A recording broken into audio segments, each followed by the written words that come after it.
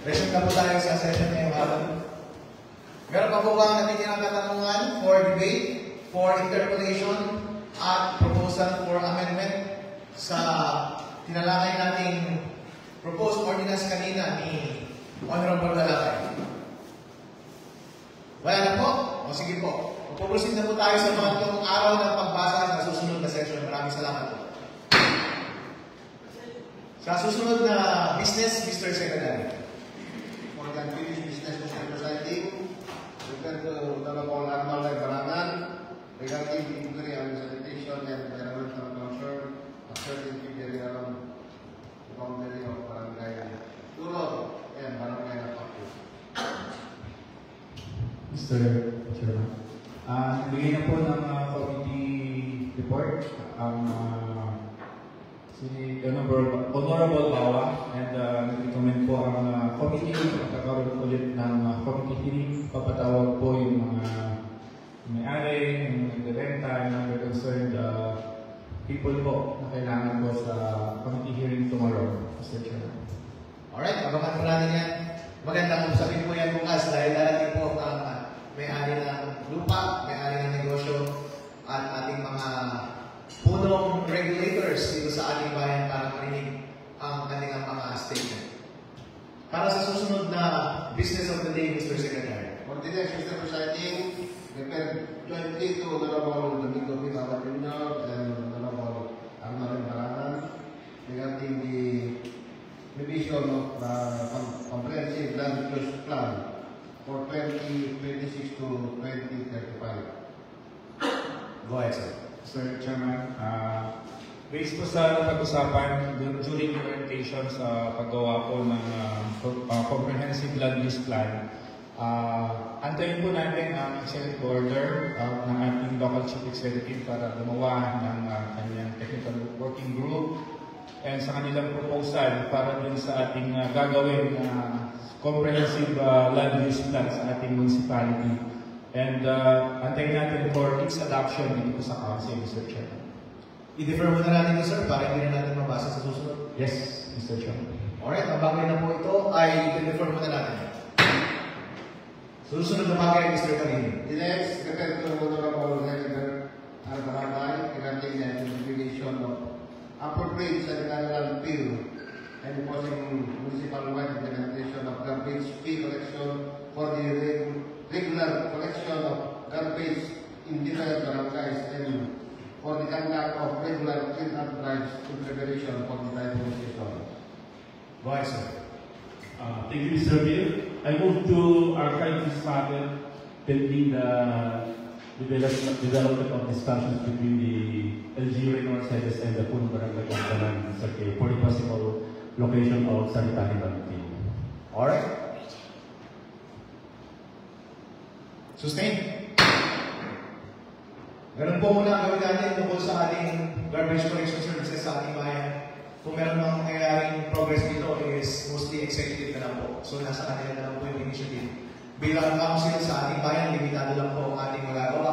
I think nagawa na natin yung ating function, which is i-oversee natin kung ano yung status ng services natin pagdating sa garbage collection, kung anong resources. Nagbigay na rin tayo ng suggestion sa head ng environment management para magbigay ng proposal sa atin given these resources kung paano natin i-implement yung ating garbage collection. Pero whether or not gusto nilang magbigay ng concrete plan, gusto nilang i-carry out yung plano na efficient garbage collection na sa prerogative na po ng executive na yan.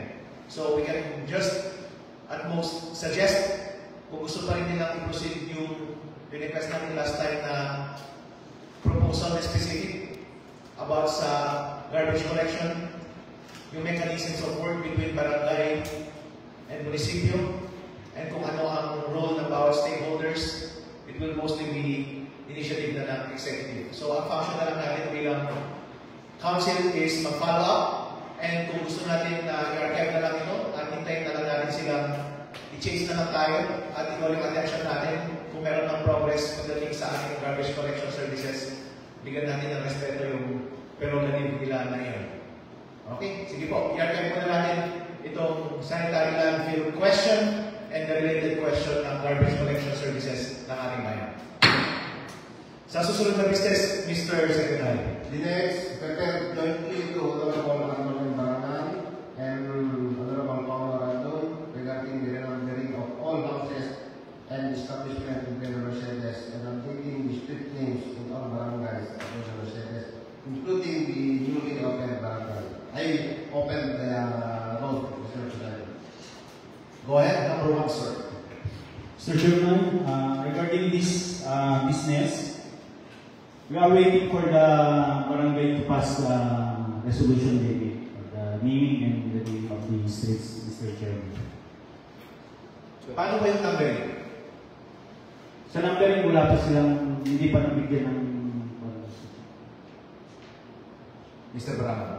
Mr. Chairman, dun sa pagpupulong, the 20 barangays will make yung mga street names and renumbering.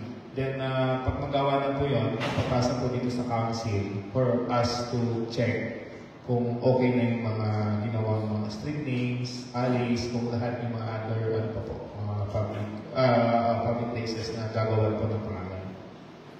Kailangan ba nila makipag-coordinate sa postal?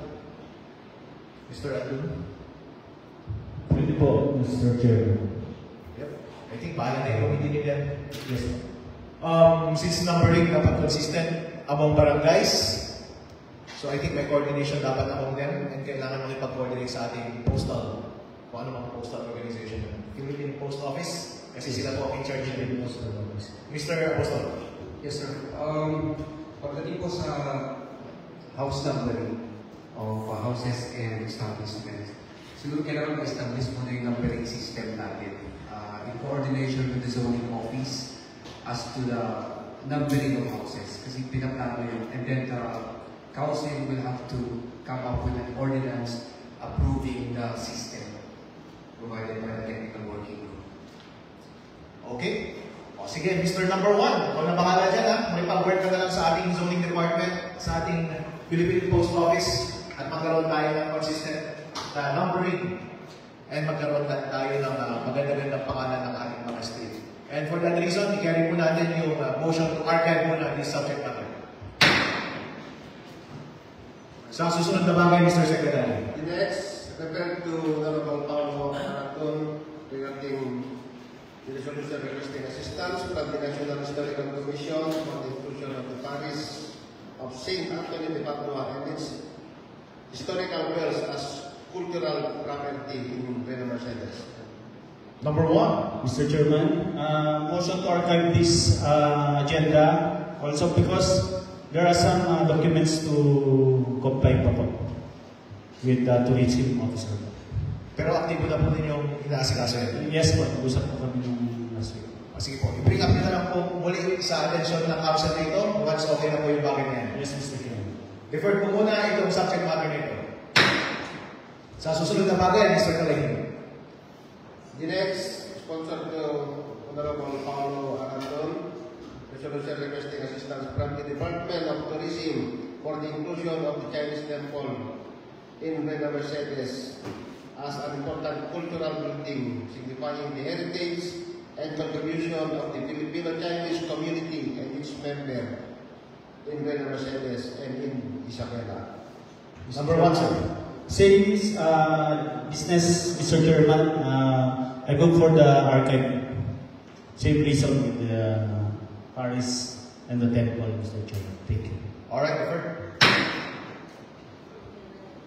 How about dito sa susunod na bagay, Mr. Secretary, pakibasa po? For the next, again, refer to Honorable Paolo Randon regarding the proposed resolution of the raising the local court sitting in Pedro Mercedes.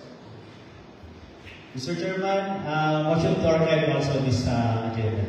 For the reason, wala pa po tayong nahanap na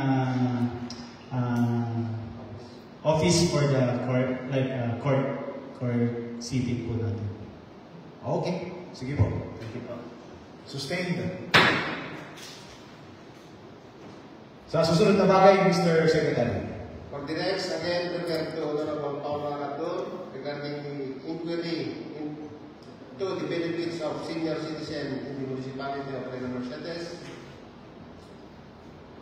Mr. Chairman, for this inquiry into the benefits of senior citizens in Leyte Mercedes, we already scheduled for committee hearing by next week po. Either Wednesday or Thursday po, Mr. Chairman. Excellent, great job. Mr. Number 1. Mr. Secretary, next matter please. For the next, refer to Honorable Norman Barangay, request for reclassification of parcel of land in the name of Red Apron Home Solution Incorporated, located at Barangay Napaktu, Barangay Isabela, be reclassified to commercial from its present status of classification being agriculture. Go ahead, sir. Mr. Chairman, yung ating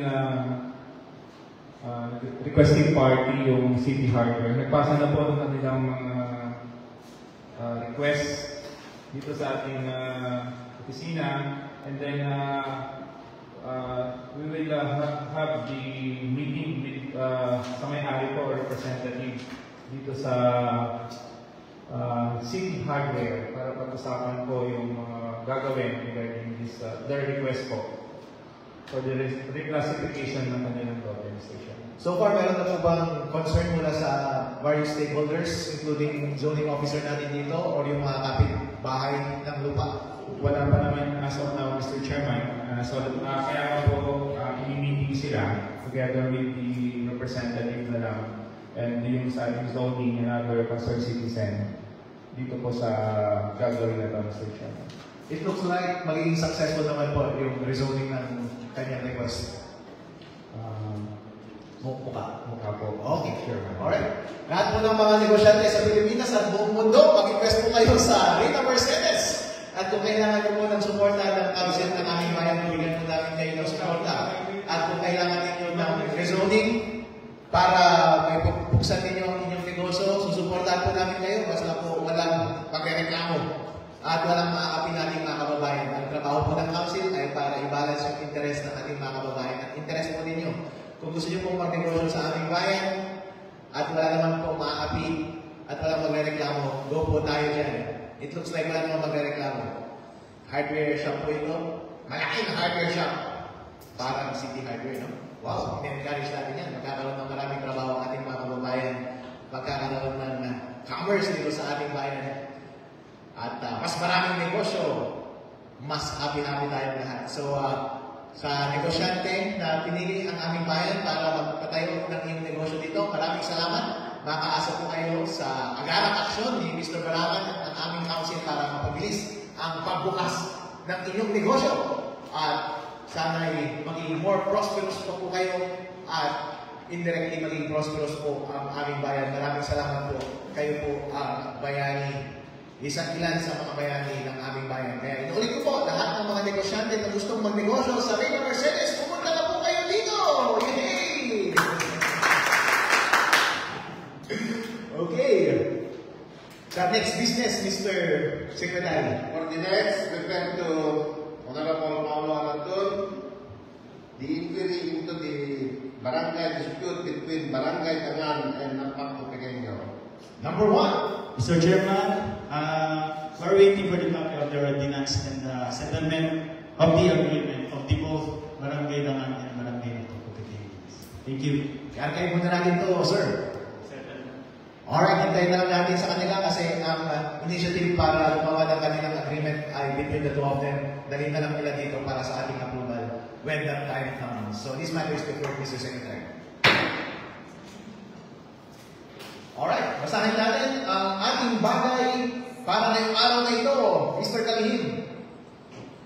For the business of the day, Mr. Presiding, for consideration, a mission proposed by the Honorable Salvador de Apostol to enact an ordinance restricting youth access to vape and all form of tobacco products.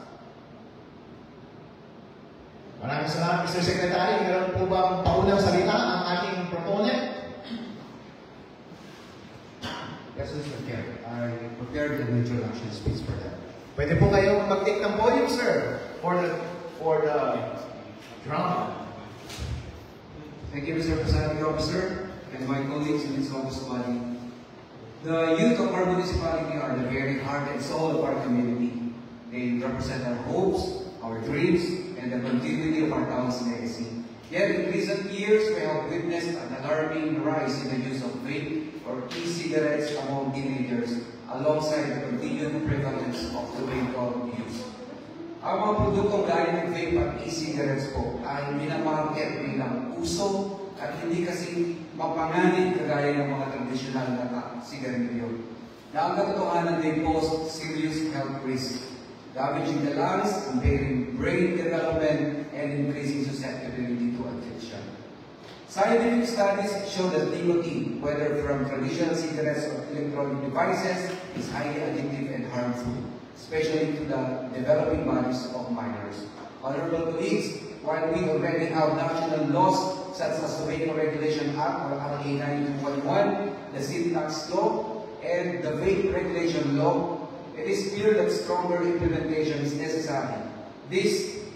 The easy availability of vape and tobacco products in small stores and sometimes even niche schools makes our youth vulnerable. Sa mga naging pag-uusap po natin with school administrators, isa sa mga suliranin sa school ay ang mga nahuhuling estudyante na naninigarilyo. At ang ilan ay patago at marami na rin ang lantarang naninigarilyo at hindi alintana ang peligrong tulad nito. Ito rin po ang naging problema ng marami sa ating mga magulang, ang hindi makontrol ang kanilang mga anak sa paninigarilyo. Thus, this proposed ordinance seeks to prohibit the sale, distribution, and use of vape and tobacco products among minors, regulate the points of sale, especially near schools, playgrounds, and youth centers, mandate establishments to strictly require age verification and post-warning signs, and impose penalties on violators, both individuals and establishments who disregard this measure. Mr. Presiding Officer, members of this body, this ordinance is not just about punishment. It is about protection. It is about drawing a line that shields our youth from habits that will shorten their lives and weaken their potentials. Lagi po natin sinasabi na ang kabataan ang pag-asa ng bayan, but how can they be our hope if we allow harmful substances to destroy their health, their dreams, and their future? By passing this ordinance, we are not just regulating products, we are affirming our responsibility as leaders, parents, and guardians of the next generation. I humbly seek your full support for this measure and fight for a healthier reign of resources. Let us choose to protect our children today so that tomorrow they will grow up strong, responsible, capable of leading our community. Maraming salamat po, Mr. Presiding Officer and members.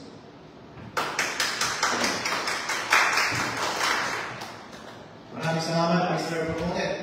Meron po bang mga kaunang katanungan ang ating kinatawan sa Proponent patungkol sa kanyang proposal na mag-restrict ng access sa vape at other tobacco products para hindi sila ma-access ng ating mga kabataan? Mr. Ganapay, sir. Maraming salamat po, Mr. Jill, Your Honor. Napakaganda po, kinikilala po natin yung panupala ng ating pagkasamang Sangguniang Bayan of Honorable Apostol, sapagkat ito po ay nagbibigay malasakit sa ating mga kabataan. Subalit, meron lang po akong konting paglilinaw, Mr. Chair, mga konting katanungan. Nabagay po kanina ng ating proponent na ang sangkap ng vape ay nagbibigay ng hindi maganda sa kalusugan ng mga kabataan. Bakit yung mga kabataan lang po ang halimbawa, binibigyan diin ng ordinance ng measures ito. Nabanggit nga na hindi daw maganda sa kalusugan, bakit kabataan? Hindi ba pwede lahat na lang po, Mr. K? Mr. Proponent, ano po ang komento ninyo doon? Una, Mr. Chair, the purpose of this ordinance is not to totally restrict the the sale of cigarettes to all, but just to minors. As an adult, you have the liberty to choose whether you want to become healthy or not. Bilang isang nakatatanda, ikaw na ang responsable sa pangangalaga sa iyong kalusugan. Just like other vices, not only smoking, but also drinking. Na kapag alam natin when we drink too much, alam natin may masamang epekto. So everything must be taken into moderation. Ang ating pong protection dito ay para sa mga kabataan so that kung meron na silang makita mga matatanda matigas ng ulo, despite the fact that they know the contents of these cigarettes are harmful, ay hindi nila pumalisan. So nasa mga bata po ang focus natin ngayon. This is not to restrict the sale and distribution of tobacco, but to regulate it, to restrict minors sa pagkakaroon ng access to cigarettes. Mr. Hill, gusto ko lang po linawin yung restricting yung access to vape. Ano ba yung sino ba itong mga youth na to? Ito ba yung mga singles, mga walang asawa? So gusto ko natin malaman kung sino po yung mga youth na ito na susukoy na natin kung proponent, Mr. Hill. Alright, Mr. Proponent, sino daw itong mga youth na to? As defined po sa ating ordinance, the youth are pertaining to the minors. And when we say minors, as defined, are those below 18 years of age, Mr. Chair. Yes, Mr. Hill, tama po yun. Yung mga minors po natin, kaya po sila na-involve sa paggamit ng vape. Dahil ito po ay nakikita nila sa ating mga katandaan, sa kanilang mga magulang, sa mga mas matanda sa kanila. Kung kaya ito po ay medyo nakikita po natin na yung ordinansa, yung proposed ordinance, na kung yung mga kabataan lang po ang pinoprohibit natin na sa pag-access, paggamit ng vape na ito, parang medyo mahina po yung ano. Kasi sabi ko nga, ang mga minors ay mga indicators mga yan. Kung ano po yung nakikita nila sa mga matatanda, yan po madalas ay ginagaya po nila. Ang gusto kong tanungin sa ating proponent, Mr. Hill, itong proposed issues ba ito ay tumutukoy po sa ating mga estudyante o sa mga mag-aaral sa mga paaralan? Mr. Chair, hindi po specifically nasa paaralan na tinutukoy. Pag sinabing minor or youth, general po yan, na minor or those who are below 18 years of age. Kasi po, Mr. Hill, kumusta kaya naman na ang tinutumbok ng ating proponent ay mga minors. Ito po ay pwede na po siya kasi gawang mag-enact itong mga schools ng mga issues sa mga ordinansa sa school mismo. Sapagkat doon sa school po mismo, meron na po tayong mga PTA officers po yan na pwedeng bigyan ng authorized by the school management. Meron po tayong tinatawag na HRPTA, meron po tayong tinatawag na SDPTA General. Ngayon, ang alam ko po, ang school management at saka SPTA ay nagkakaroon ng monthly board meeting. Now, pag na-observahan ng school management na yung involvement ng mga minors na to sa kanilang paaralan, gaya ng nabanggit ng ating pong proponent, na meron nga na sa kanya pong makipagtalakayan sa ating school heads, ay na-involve itong mga kabataan na ito. I suggest, Mr. Hill, school policies po ay sapat na. I-authorize, mag-enact sila ng ordinance sa school mismo. I-authorize itong mga PTA officers para i-call out o sitahin itong mga minors na ito ay palagay ko sapat na para mag-control po natin ang involvement ng mga minors sa mga paggamit ng vapes, Mr. Hill. Mr. Chair, the school cannot enact an ordinance They will come up with a policy in school, but only pwede lang nila magawa is to reprimand those students who will be caught smoking sa loob ng school. Hindi sila pwede makapag-penalize ng mga establishments to dispense cigarettes to minors. Mr. Chair. So yun lang po, Mr. Chair, ako po ay, kasi po, nung mga nakaraang taon tayo po ay naging pangulo din ng PTA sa school. Specifically dito po sa akin, ang ginawa po natin yung mga important ng mga bataan po noon ay nag-come up po kami ng isang resolution. Then we authorize these PTA officers at saka yung mga barangay councils kung saan matatagpuan ang eskwelahan na nagbibigay ng authority sa mga PTA officers para sitahin itong mga bata, itong mga mag-aaral sa labas na gumagala, maging sa pagpunta nila sa mga billiard o mga bilyaran at saka mga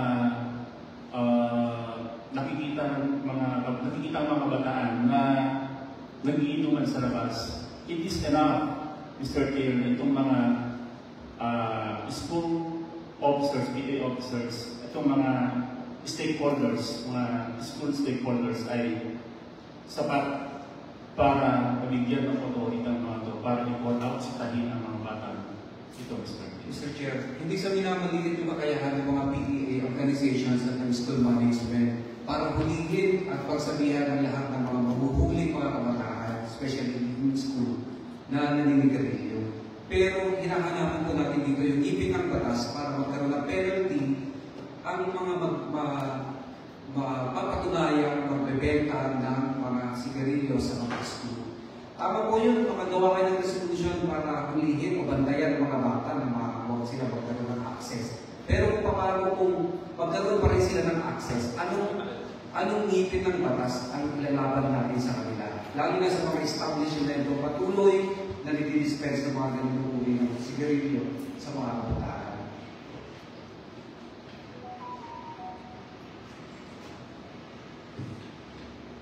Okay. Mr. Esteban. Alam niyo, Mr. Chair, itong usapin na ito, kaya na ito,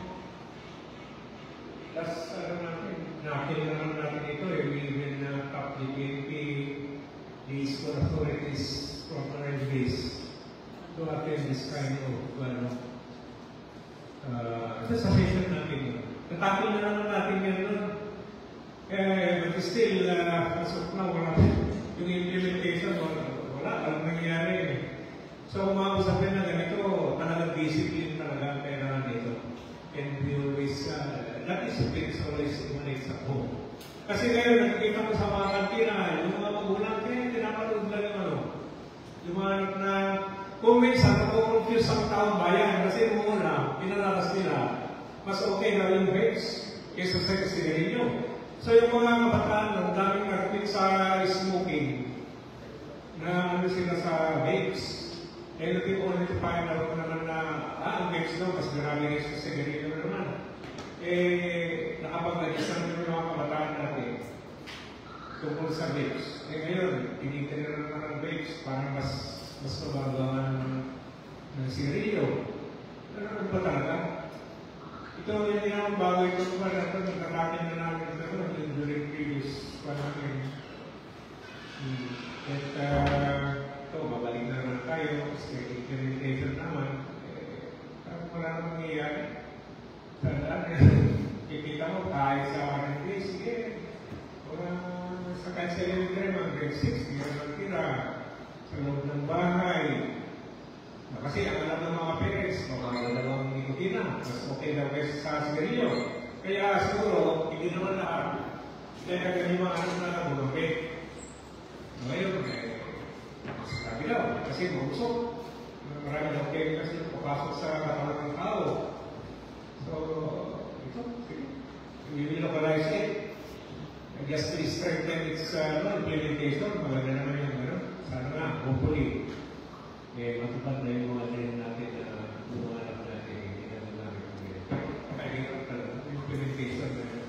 posible. Kaya iba na ang ano natin ngayon. Bukalin ng mga tao, baka bataan mo na. I appreciate the sentiment, Mr. Esteban. We could all but hope na maayos yung implementation. But the execution is beyond our scope. Sabi nga yan. Nasa sanggunian lang tayo at kapasig lang tayo. Gumagawa tayo ng mga policies. Tinitignan natin kung maayos yung pagpapatupad ng policy. At kapag hindi maganda yung pagpapatupad ng policy, wala din sa sanggunian natin sir. Pero tama po yung sentiment ninyo. Ang trabaho po para mapatupad ng ating batas ay nasa executive department. Kasama na rin yung mga barangay, mga pulis, at ating iba't ibang ahensya ng ating gobyerno. Pero hindi po ang ating council. So tama lamang na kapag gumagawa ng policies ang ating council at nakikita natin na hindi natutupad yung mga policy na yun, tama lang naman ang panahon tayo ng konting frustration. Pero mabugang opinion ng ating kinatawanan tungkol dito? At tanong lang po, Mr. Proponent, kapag sinabi po natin tobacco products, dapat ba-derive siya sa tobacco? When we say tobacco products po, it's either derived siya sa tobacco or in the form of a more sophisticated device like electronic cigarettes. So, ang sigarilyo ay tobacco product. Tama? Yes, Mr. President. Yung vape po ay tobacco product. Artificial. Paano po kapag walang nicotine yung vape? Tobacco product pa rin po ba yun? Hindi siya tobacco product, Mr. Chair, but still contains nicotine. Pero kung meron bang vape na walang nicotine? I'm not sure, Mr. Chair. Pinababa lang ang nicotine content, but still it has nicotine and harmful for you, Mr. Chair.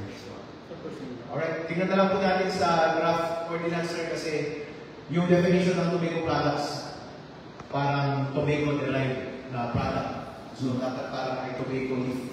Hindi nila kinoconsider yung mga pouches. Uso po kayo yung nicotine pouches? Sakop po ba dito sa ating tobacco products yung nicotine pouches? At saka nicotine bubble gum?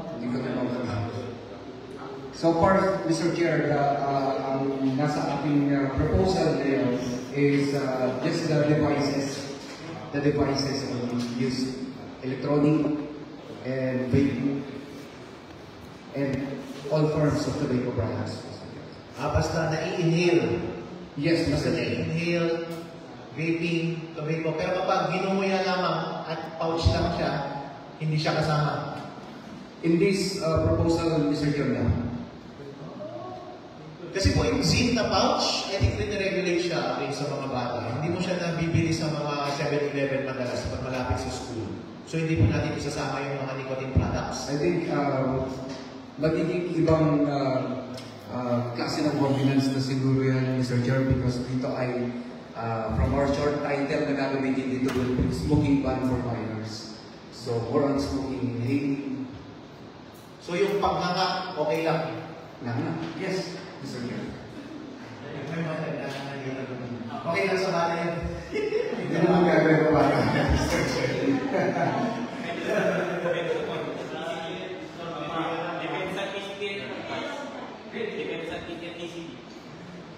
Sino to? Sandman! Mr. Sandman, sir! Mr. Chair, as na nag-debate po yung mga nakikita ko na minors talaga, yung like dyan sa RMVs po, sa mga high school. Kasi dati po may katabing vape shop dyan sa RMVs. And buti naman nagkuha na sa sila. Kasi malapit sa school talagang dapat talaga ipasarado yun kasi ang lapit lang ng access ng mga bata. And then kapag lunch break nila, doon sila tumatambay yung mga bata. And then yung allowance sila, ibinibili nila ng pang-vape nila. Hindi nila binibili ng lunch nila, pang-vape na lang nila. Kasi magkano ang isang vape Ang pinakamura, nung nung bago-bago pa lang ang vape, ang pinakamura ng vape kasi Mr. Chair is 150, 250, 300. Eh ngayon, almost 500 na siya ngayon. Kaya sobrang mahal na ng vape. Pero tinatangkilik pa ng mga kabataan kasi parang, vices sila pero parang hinahanap na rin kasi ng katawan nila, Mr. Chair, yung vices na yun. Kasi addictive talaga. Lalo na yung mga high nicotine. Yung mga high nicotine na juice, explain ko lang po. Tatlong klase po kasi yan. May 0 mg. 0 mg, ayun po yung walang nicotine. Pero meron pong 25 mg. Ayun po yung may nicotine. Pinakamalakas po is 50 mg na nabibili ng mga nabibili po. And then, yun po. Yung nicotine itself ba nakakasama? Ano po ba yung nakakasama? Yung nicotine na substance o yung hangin na ini-inhale? Yung vaporize po na smoke. Yun po yung juice po kapag binaburn, pinapaya, nagiging yung juice kapag binurn, nagiging smoke. Ayun ang nag-inhale ng mga gumagamit, Mr. Chair. And then, yung nicotine kasi, dagdag flavor, and then, yun parang pinaka-pleasure dun sa lungs. Kaya parang mas masarap siyang hipakin. Expert pala tayo dito. Pero kapag di naman itself lang, boss, okay lang meron?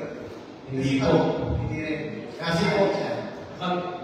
High on nicotine, mas high risk po na magkaroon po ng lung disease po. Okay. May nababasa po kasi ako sa Twitter kasi kapag nicotine itself lang daw, nakaka-increase siya ng cognition, brain activity. Nicotine na. Ang masama daw kasi yung medium vessel of delivery. So kapag smoke, through tobacco or vape, yun yung masama kapag in-inhale mo siya. Pero sabi nila kapag tinigin mo yung nicotine through bubble wrap or nicotine pouches or ginuya mo lang tabako, baka net positive yung resulta. Pero otherwise, addictive pa rin siya kasi meron siyang ganung effect. Hindi maganda. Maganda lang siya for na-regulated yung use. May kilala ako gumagamit ng nicotine na hindi na-deliver to tobacco or vaping. Parating mo yan dito habang nagsisession tayo. Ganun po ba komento dito mula sa ating body? Mr. Chair, dalawa po kasi uri po ng nicotine. Ano ko lang po, explain ko lang po hindi. Dalawa po kasi pag sa mga sigarilyo po, tobacco po, ang nicotine nila ang gagamit. Pag sa juice po ng vape is vegetable glycerin. Ayun po yung nakalagay sa ingredients ng mga juice po. Ayun ang ini-insert nila dun sa cotton na dun sa pinaglalaman ng vape, ng devices. Vegetable glycerin po. Ayun po ang pinaka-main ingredients ng vape. Alright.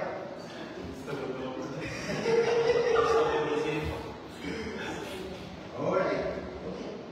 Nice one. So ako naman yung mga bata nyo, hindi nila na-enjoy yung mga na-enjoy ng matatanda. Mr. Esteban. May tanong ko lang sa'yo kung Mr. Chair kung ang proponents kong nabibigyan rin yun. Ano gamit ko na yun? Sabi ko yung ang question na rin ni Honorable Galagay, why not include the person niya, lagi na mayroon lang kinatamaan yan? Sabi, kay proponents. Ano po yan? Ano mo na ba yun? Mr. Chair? If you are insinuating kung ako po ba, Yes. I do smoke, I do use vape, but I'm an adult and I have a personal freedom and autonomy to know whether it is good for me or not. Alam niyo ano, barely 2 months pa lang tayo na nakaupan with our life. Every time we pass all of these ordinances, we are alive. So, ang mga mababayan po natin, well-informed kung anong pinagagawa natin dito sa session. Ngayon, sa dami ng inaproban na natin na ordinansa, ang mga tao ay mga kababayan po natin, hinihintay yung piligtas ng mga ito. Sigurado ako dyan, especially yung 2 week. ang gusto ng marinig mga tao ngayon, palagay ko lang ang mapastress natin, yung implementasyon ng mga inapruman natin mga batas. Mga ordinal sa tao. Parang may nakikinig ako na gano'n. Na implementasyon naman sana. May oversight pa naman nito talaga. Para bantayan yung mga ordinal sa tao. Pagkikita na mga kababayan natin yung may banda implement sa mga batas na inapruman natin. Palagay ko lang piling ko na. Okay po. O para po sa ito po, kasagutan para sa ating mga kababayan, ang ating pong konstitusyon at ang ating local government code ay pinagmulay po niya ang function ng implementation or execution sa legislation or policy making. Ang legislation po at policy making ay nasa ating council.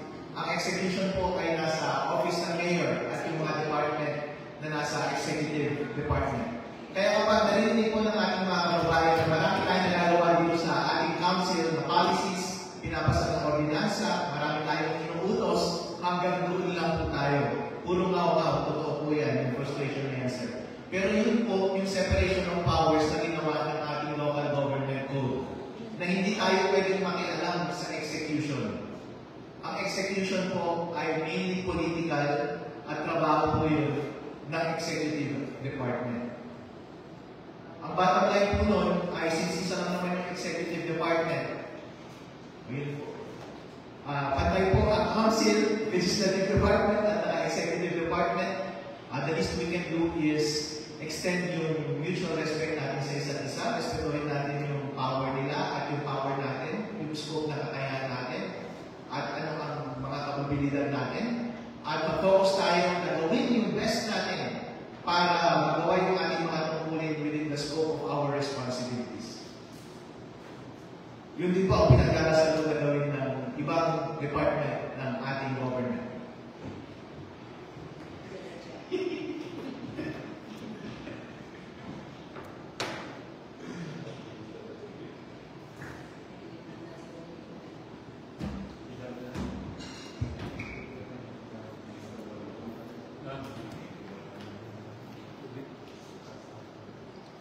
Okay na po.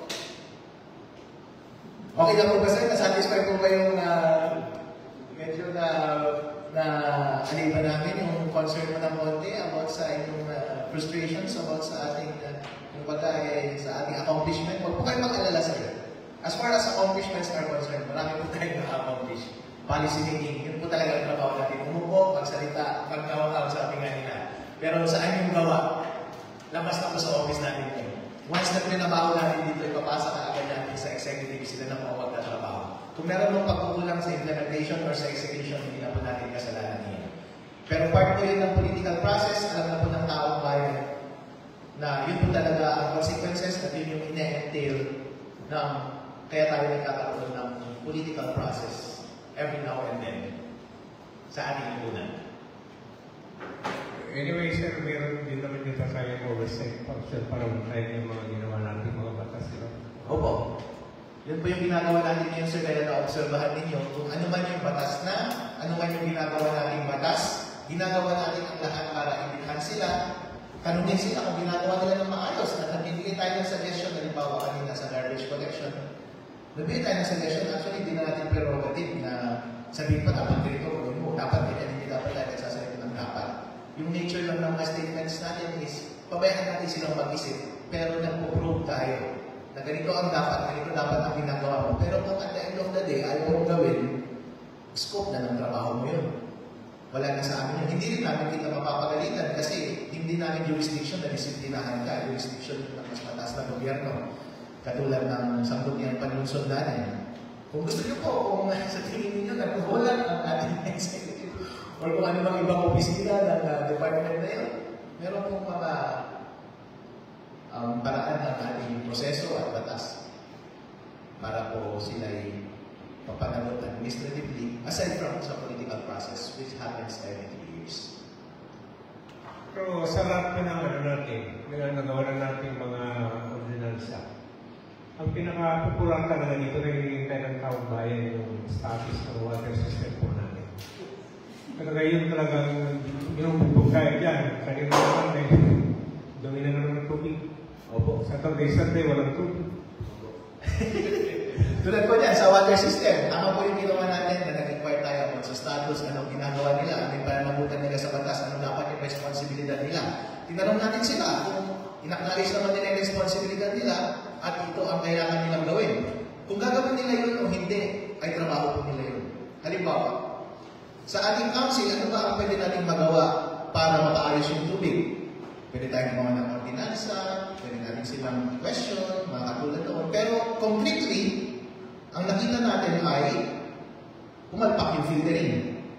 Hindi po trabaho ng council yun, trabaho ng executive yun. Yung kontrata, dapat kapanagot yun. Kung gusto natin, sampan natin ang kaso yun. Kung gusto mo mas magaling pa tayo, mas may gusto pa tayong gawin mula sa council. Gusto na ba natin mang-away? Pwede. Ay sa yun, so filtering. Pero wala na tayong magagawa, nagkamali na po yun eh. Kaya po, halimbawa, pwede naman tayong agad-agad na mag-set aside ng funds para magawa yung filtering. Kaso nga lang, nakipag-coordinate tayo sa general manager at kailangan niya makipag-coordinate dito sa executive department kasi sila lang ang nagbibigay ng access doon para inspektahan at ano talaga ang pagkukulang at ano pa ang kailangan. Kaya yun yung specific stage ng development pagdating dyan po sa filtering. So yung general manager, kailangan niya makakuha ng access doon sa area na yun, sa facility na yun, and para makakuha ng access, kailangan niya magpaalam sa executive. Yun yung procedure apparently. So at the end of the day, nag-delve pa rin sa executive yung substeps. Pero don't worry sir, among us, we're doing our best. Kinukulit lang natin sila, di ba? Every time na may session tayo, parati lumalabas at parati natin sinasabihan, General Manager, dalawin mo na yung filtering system. Hingi ka na ng permiso kay Mayor para madalaw na yun at mabigyan mo kami ng report at makita natin kung anong dapat gawin. Yun lamang po. Kung makikita po ninyo, as far as we're concerned, nagawa po natin ang lahat ng ating pwedeng makaya. Ano po? Kumbaga, ang bola, pinasa natin kay General Manager at makipag-coordinate sa executive para bigyan sila ng access. So, hindi po natin saklaw yun. Pero kung magiging mabagal man yung trabaho na yun, outside na po sa atin yun. Pero kinukulit po natin sila. At in that respect, ginagawa po natin lahat ng trabaho natin. Yung isang aspect po na solution na na-discover natin because of our oversight is yung paggawa ng bagong pumping station dito. Ang proposition ni General Manager, gumawa siya ng report about it, which is really good, is maglagay ng pumping station dito sa ating new municipal area. But again, yung next step na kailangan gawin is kailangan kumuha ng permission mula kay Mayor para payagan na inspection at magkaroon kami ng tawag dito para tignan kung viable yung tubig doon. And for us to do that, kailangan mag-coordinate ni General Manager at kay Mayor at mabigyan ng permiso si General Manager na gawin yung bagay na yun. Again, yung bola is nasa kanilang dalawa. Lapas ulit sa atin. Kaya every time na nag-usap tayo about yan, is kinukul out lang natin na, alright, let's do that, let's do that, let's do that. Pero at the end of the day, yung rate ng progress about sa bagay na yan is kung nakalino yung bola. Kung matagal humawak yung may hawak ng bola, matagal talaga. Pero sinasabi ko sa iyo, sir, tama po yung observasyon natin na dito sa council nito, mag-release tayo ng dribble at magpasa ng bola. Magaling tayo sa teamwork. Ang ganda na nangyari sa Kawayan, sa Awalan District ng Kawayan, nagkaroon pumping station, pumunta ako last time. Si Mr. Artemio Quintero, pinakamaraming kabit. Nakakabit na concessionaire. Alright? Nakakabit na concessionaire sa buong Cagayan Valley. At pinaka-modern at high-tech na water system at distribution. So, ang laki ng revenues nila, 15 million a month compared sa revenues natin, 1 million a month. Ang baba. So, meron din work yung Reno Mercedes Water District na expand nila dito sa phase 3 ng Dangan area. I think may loan sila ng 22 million mula sa Water Utilities Administration na national. Again, yung bola is nasa kanila. We can only do our best na bilisan natin and mag-follow up sa kanila. Kung mabagal talaga ang progress, sometimes, kailangan natin tagalin.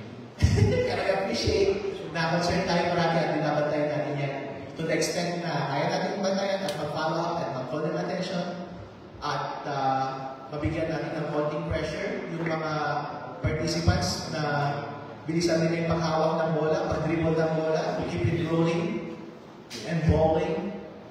Gawin po natin lahat yun. Pero at the same time, maintaining muna yung respect natin between co-equal bodies ng ating government para hindi tayo masyadong magpatikusan. Sa next election na lang ulit yan. Mr. Esteban, sir.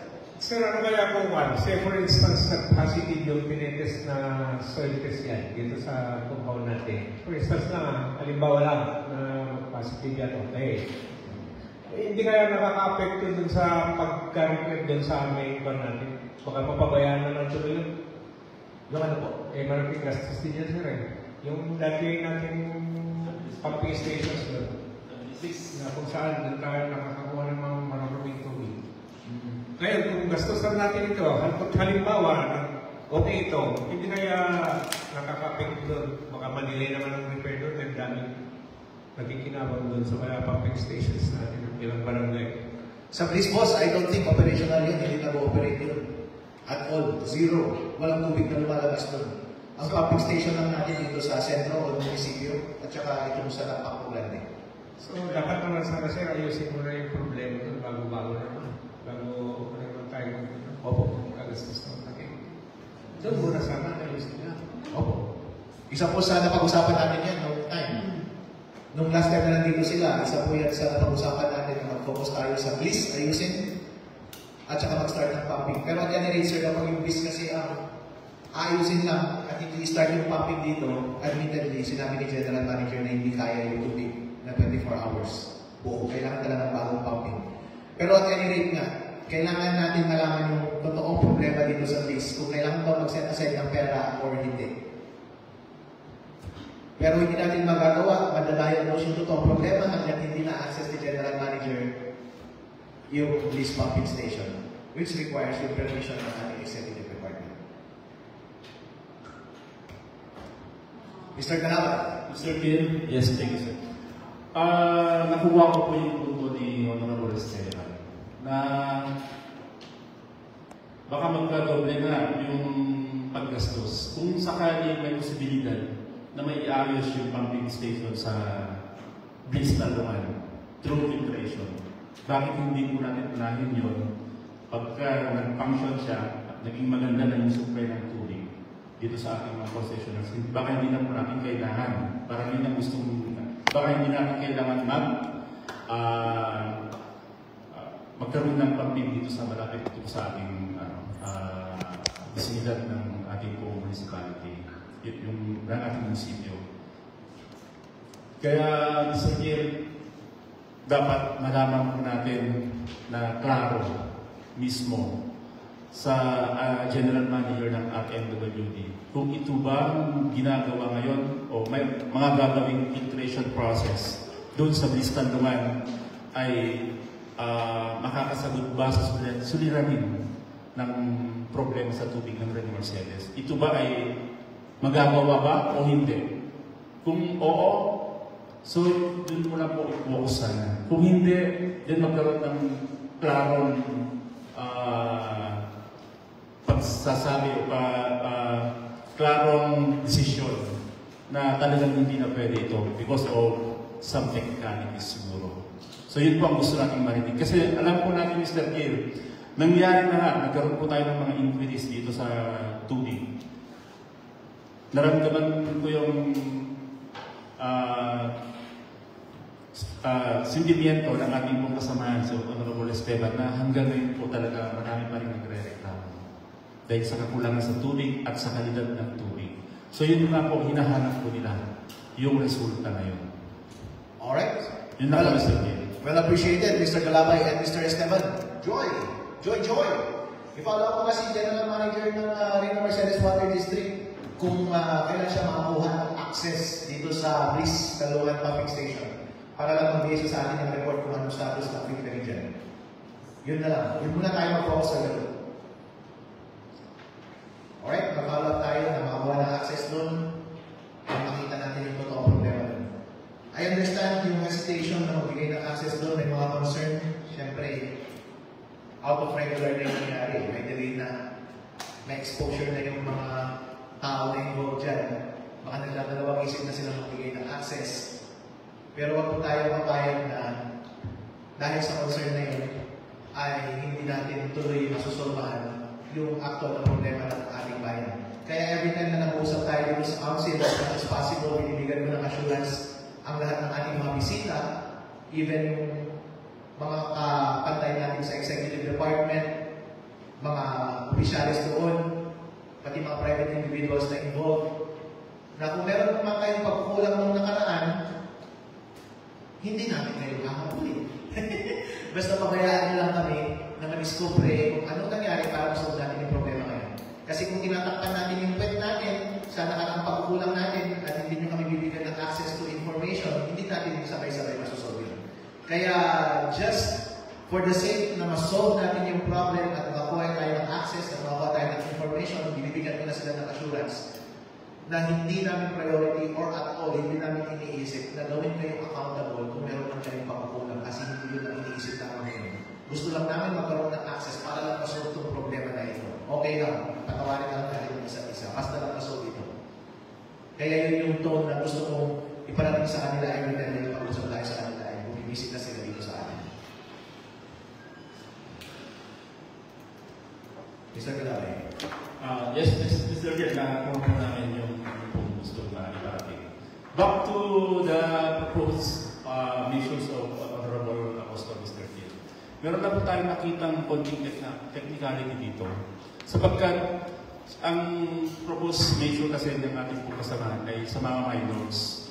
Paano po natin may enforce to? Halimbawa, may nahuli mag-aaral sa isang eskwelahan. Sabihin niya minors, tapos sabihin niya sa manghuli sa kanya 20 years old na siya or 19 years old na siya. Paano po natin i-enforce yung gano'n na measure, Mr. K? Kasi ang sinasabi nga ay sa mga minors lang i-apply mo. So yun po ang gusto po natin tanongin sa ating pong proponent, Mr. K. Mr. Chair, while I find this too early for a debate since I was not able to conduct a committee hearing yet and consultation, but anyways, I'm willing to answer. While it is true na ang tinatarget po natin dito is on minors, ngayon ang sinasabi po ninyo ay what if of major age na yung in school? Tama po ba ako? At nahulihan siya na mag-vape. Ang tanong po, is it allowed to smoke within school premises? Because if not, for sure, your attention will be called and you will be reprimanded by school administration. So, you will be reprimanded as a student inside the school premises.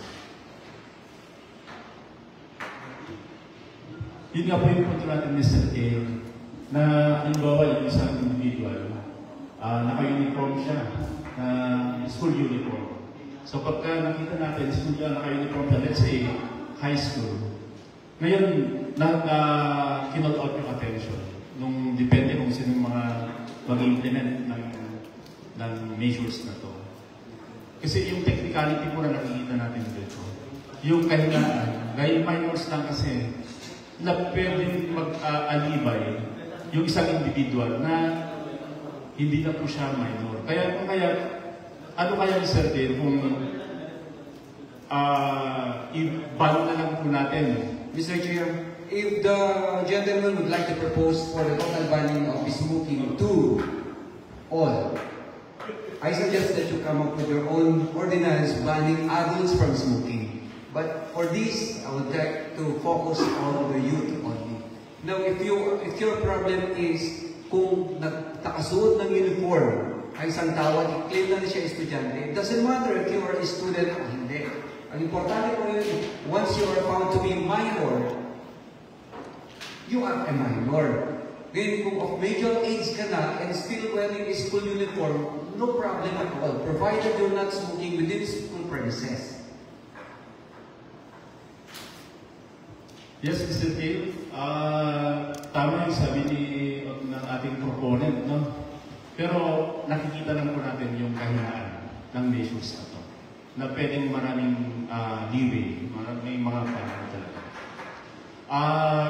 Ito po ay discuss natin para sa refinement ng ating pong proposed ordinance. Bagamat ito po ay first reading pa lang, then siguro mas maganda rin yung discuss natin yung mga bagay-bagay para sa paggawa. Kung ito po ay magdadap ang ating pong proponent ay may mas maganda yung magiging provision na kanya po. Mr. Chair, but if you would insist po talaga to include adults, those who are 18 years old and above, to be totally banned from smoking, I don't think that will work, out, lalo na sa pinapropose ko na ordinance. I will stand to what I think is correct dito sa aking proposal, na ang pinaprotect ko dito are those who are minors.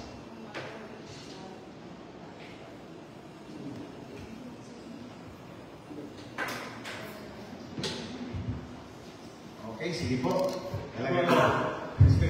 Mr. Esteban.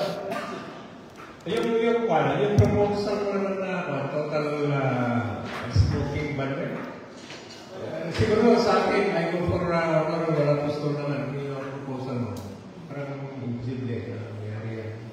Pero parang gusto mong tukuyin na yung ano yung sayings naman. Ang ginagawa ng mga matatanda sa magandang bata ay tama. Parang gano'n yung gusto mo, ano? Kasi, Sabi ni Mr. Bill, yun po yung minupunto natin. Sapagkat may mga sila, mga grade 6, nakikita na talaga gumagamit ng mga. Pero tignan natin, pagtignan natin yung background ng bata. Yung nanay o tatay ay gumagamit ng vape. Kaya yun po yung parang nakikita natin. Tama po yung sa kasabihan ni Honorable Esteban na SB Esteban. ang ginagawa ng mga matatanda sa matandang bata ay ginagawa. I got your points po, Honorable Gentleman, Honorable Esteban, and Honorable Galapay.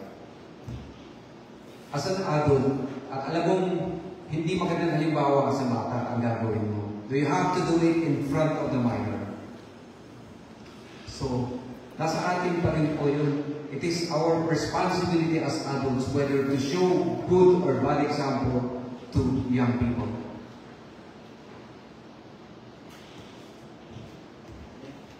In reality kasi, Mr. Kerr, yung sabi ni SB Apostol na gagawin mo sa harap ng mga minors, parang nowadays, parang hindi na gano'n kasi wala na sa isip ng mga matatanda yung gano'n.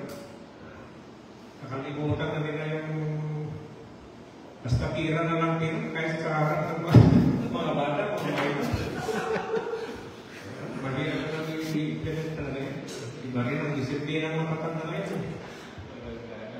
Hindi na sila aware sa kapakanan ng mga bata. Mr. Galapay, kung gusto mo makipagtrabaho ka sa committee na pagpapasahan natin ito kasi pagdating sa second reading, baka gusto mong gumawa ng sarili mong version at yun ang pagbotohan natin sa third reading para isang debatehan na lang tayo. Baka isang focal point natin yan ng debate whether include yung mga matatanda o hindi. Understand, meron mga ibang bansa na bawal manigarilyo sa lansangan. Sa Singapore, bawal pa manigarilyo. Sa UAE. Chairman, ang pagkakala ko ngayon sa Pinas, meron na tayong smoking area, lalo na sa mga public places, mga ganito, munisipyo, hindi kung saan na pwede manigarilyo. As I recall nung panahon ni Duterte, may ganun na mayroong area kung saan ka na pwede manigarilyo. Sa ibang bansa naman po, meron din ganun. I think Singapore, kung basta open space, pwede ka mag-smoke. Mr. Chairman. Alright. Mr. Adun. Sa Mr. Chairman, sa Japan, sa Korea po, may smoking area lang sila. Hindi pwede mag-smoke sa streets, sa mga...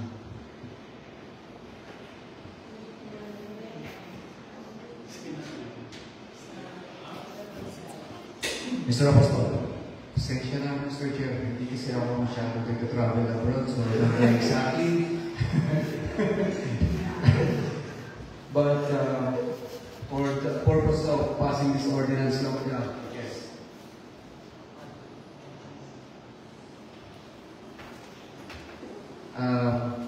Tama po yung sinabi ni Vice Mayor kanina, if the gentleman would like to collaborate and come up with his own version of the ordinance, willing po ako to sit down with him and talk about yung proposal po niya.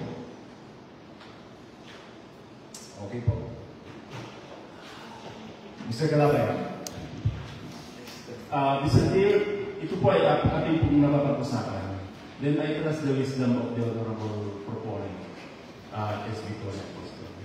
So, pwede po yan tuloy yung kanya pong proposal. Pwede sinusuport. Kaya, sabi ko nga po kanina, Mr. Chair, kinikilala po natin yung kahalagahan ng proposal ng minumungkahi ng ating pong kasamahan. Kanya lang, hindi po maiwasan. Kailangan po natin pag-usapan ang mga bagay-bagay para hindi po tayo pagdating ng implementasyon ay ano siya, epektibo siya, Mr. J.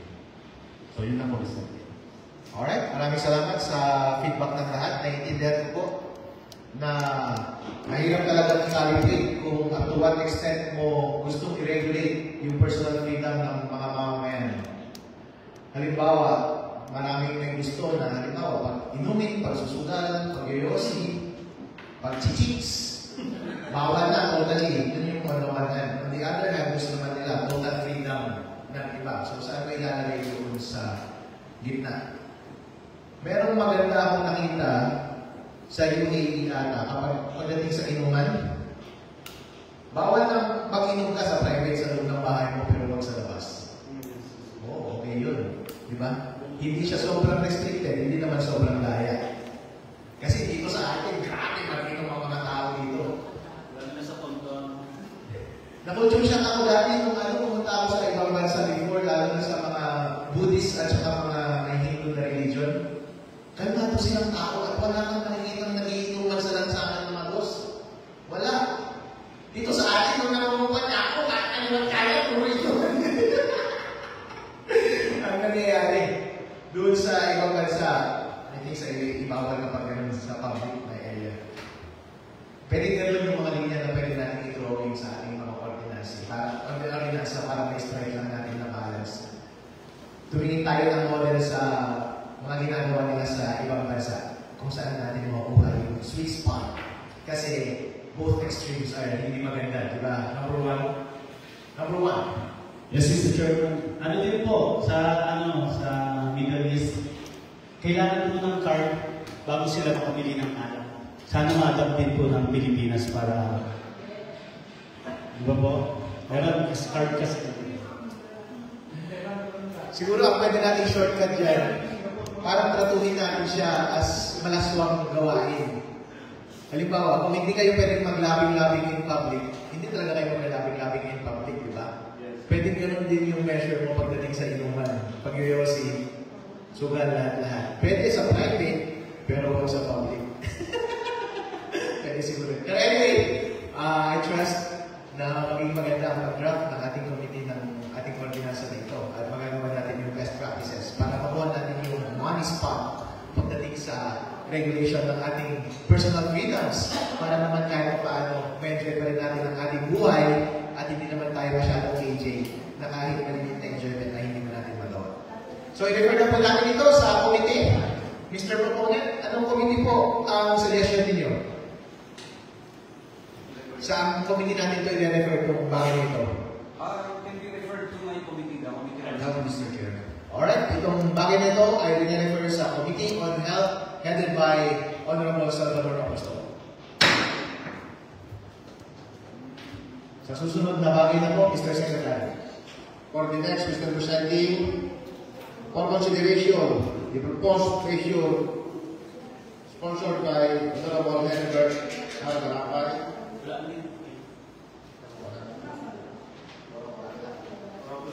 regarding the resolution providing financial assistance to all college graduate students residing in the municipality of Medina Mercedes who are taking professional board examinations, appropriating funds, therefore, and for other purposes. I-motion mo na lang na i-strike out ito, Mr. Galabay, at i-take up natin next time kung yun ang plano natin.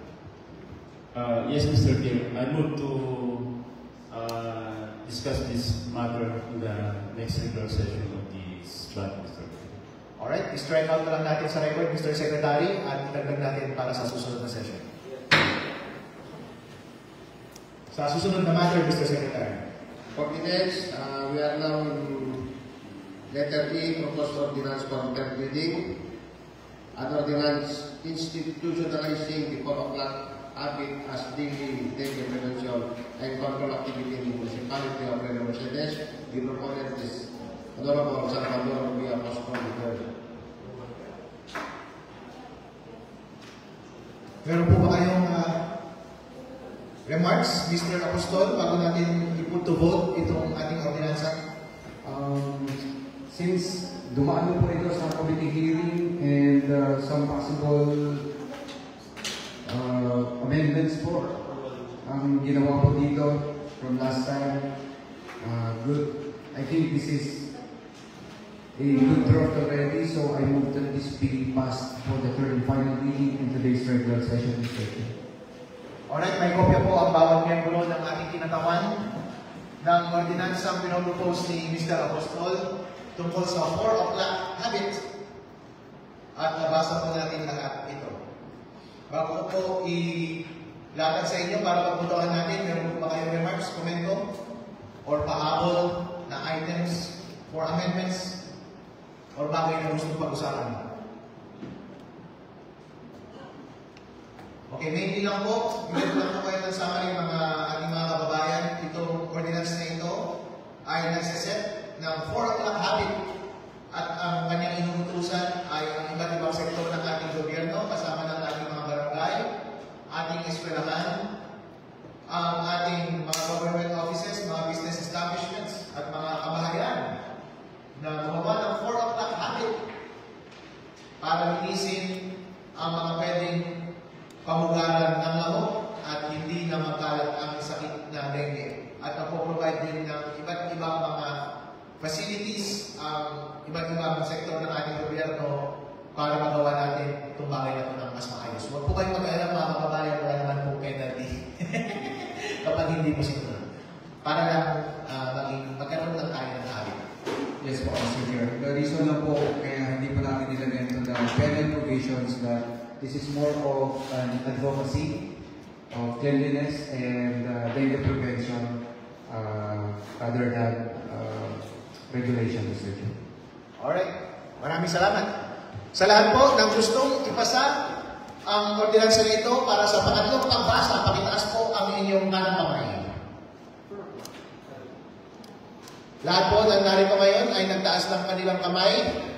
Ang wala po ngayong panahon na ito ay si Mr. Buhangin at si Mr. Bawa. Pero nakuha po natin ang 8 boto mula sa council na ito. At ang ordinance ito, congratulations Mr. Apostol, ay pasado na po sa pangatlong pagbasa at pasado na sa ating sandayan.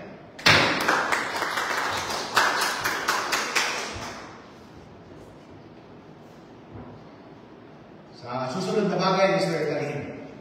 Wala na po, Mr. Presiding. Nandito na po tayo sa ang letter F, other matters regarding the review of budget proposal of the Vice Mayor and ST Office for fiscal year 2026 for submission to the Executive Department for inclusion in the 2026 annual budget.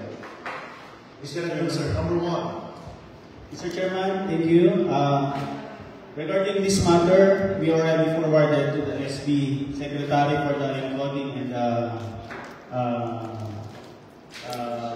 procurement of our budget for this coming year 2026. Thank you, Mr. Chairman. Alright, so yun. Yung starting ba natin dito, boss mobile ba yun? O stationary na siya dito? Merong starting mini, no? Pwede po. Mas mura o mas mahal yung mini? Same lang po. I-mini na lang natin, baka may fieldwork tayo. Kung minsan, kung gusto natin ng mas mataas na signal, pwede natin dalhin. Sige po. Yung Hindi, at pito na silo, yung depende yung kung ano yung nakatayan mo, stationary sa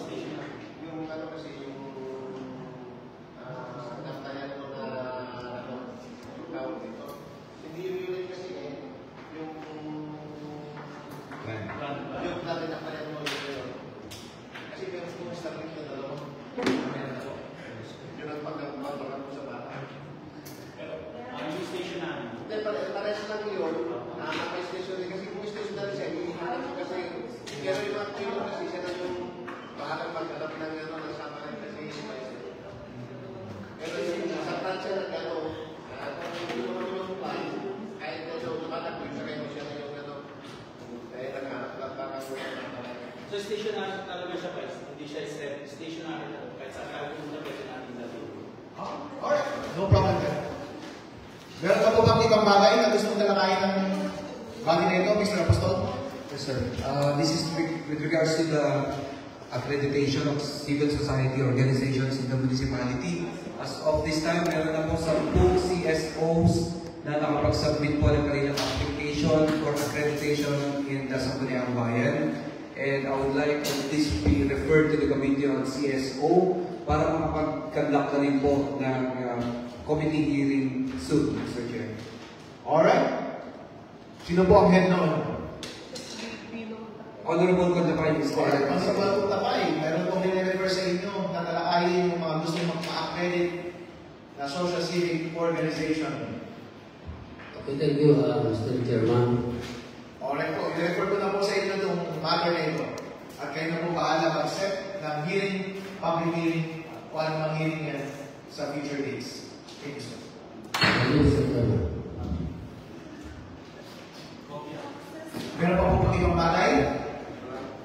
Wala na. Mr. Galabay? Wala na.